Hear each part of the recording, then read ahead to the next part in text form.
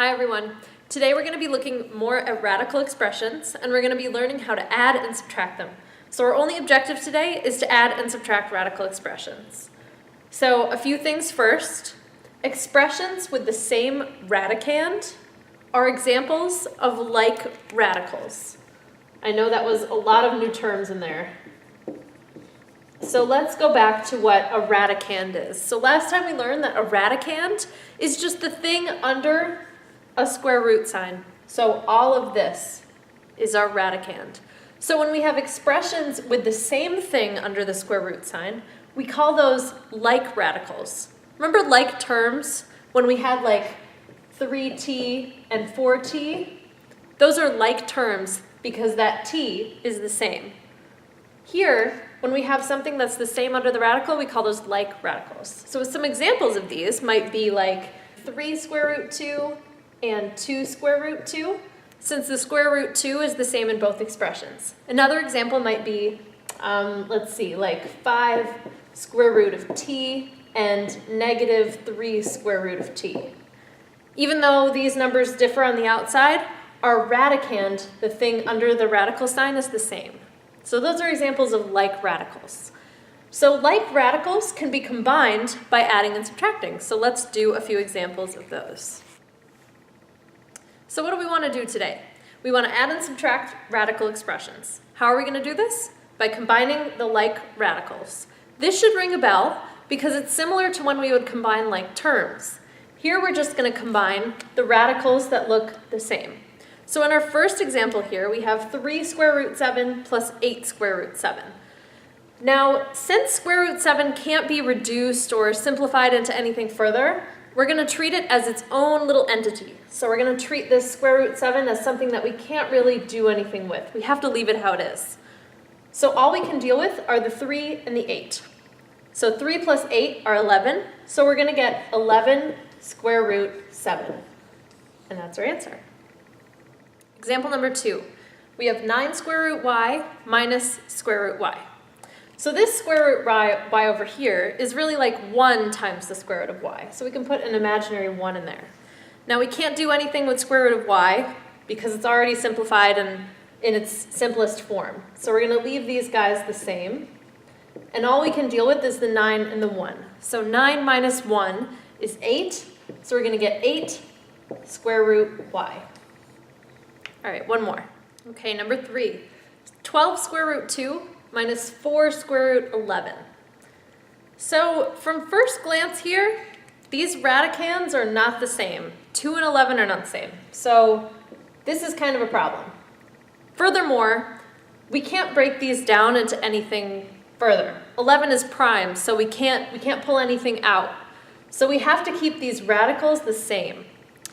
So this expression is as simple as it gets. We don't have to do anything. We can't combine these because they are not like radicals.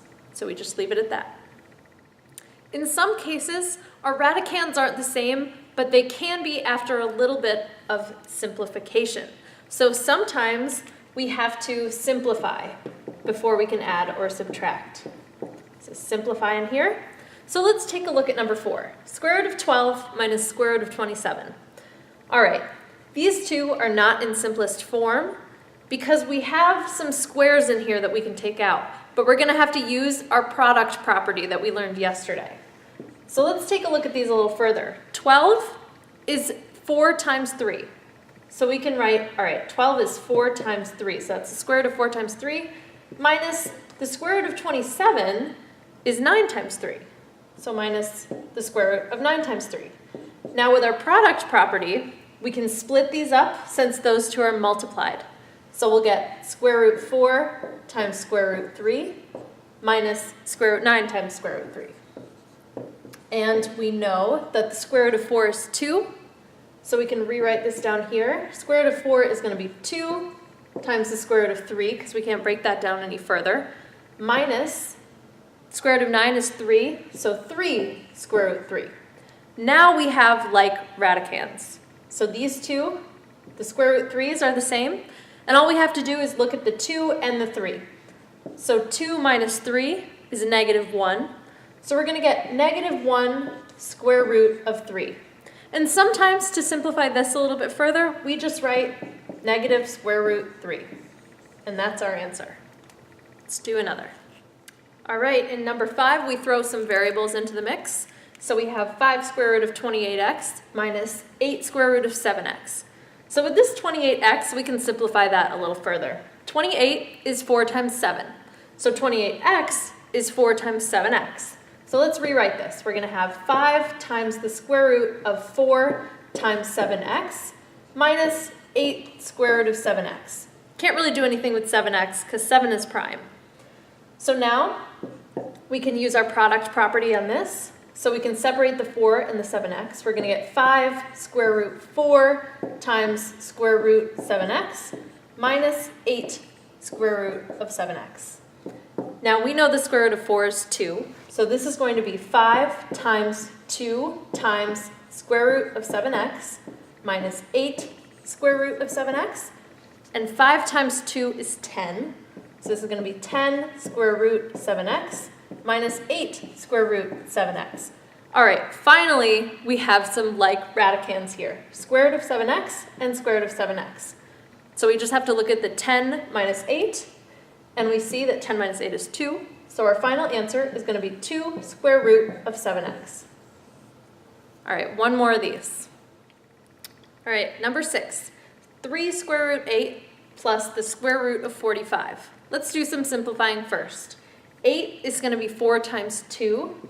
So we're going to write 3 times the square root of 4 times 2 plus square root of 45 we can break up into the square root of 9 times 5.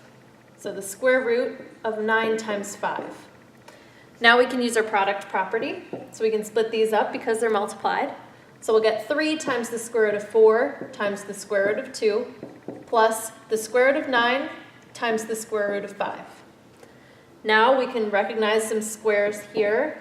Square root of 4 is 2, so we'll get 3 times 2 times square root of 2 plus square root of 9 is 3.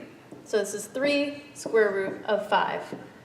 Now 3 times 2 is 6, so we have 6 square root 2 plus 3 square root 5. At this point, we can't really go any further. 2 is prime and 5 is prime, but they're not like radicands. 2 and 5 are not the same. So we leave this as it is. It is now in simplest form and we can't combine them because they're not like radicands. This is how we leave it. All right, let's do one more problem that's a little bit different. All right, last one. So in number 7, we're asked to find the perimeter of the triangle and leave our answer as an expression in simplest form. So if we're finding the perimeter is just all of our side lengths added up. So we're going to have 5 square root 7 plus 12 plus square root of 28. Now we can simplify this a little bit. Square root of 28 is going to be 4 times 7, square root of 4 times 7. So this is going to equal 5 square root 7 plus 12 plus square root of 4 times 7. And using our product property, we can split these two up. So we're going to get 5 square root 7 plus 12 plus the square root of 4 times the square root of 7. Square root of 4 is 2, so we can rewrite this again. We're going to get 5 square root 7 plus 12 plus 2 square root 7. Now let's take a look at this. We have a couple of like radicands here. We have square root 7 and square root 7. That 12, we cannot combine with the other two. But let's combine these first. So 5 plus 2 is 7, so we're going to get 7 square root 7 plus 12. Now we can't combine these further because we don't have any more like radicands or like terms. So we leave this as it is. And this guy is going to be 7 square root 7 plus 12 centimeters because we're trying to find a total perimeter here. You can plug this into your calculator and get an answer with a decimal, or you can leave it as an expression in simplest form like we have done. All right, so that brings us to the end of the lesson. Please try those problems at the bottom of your guided notes. Thanks for watching.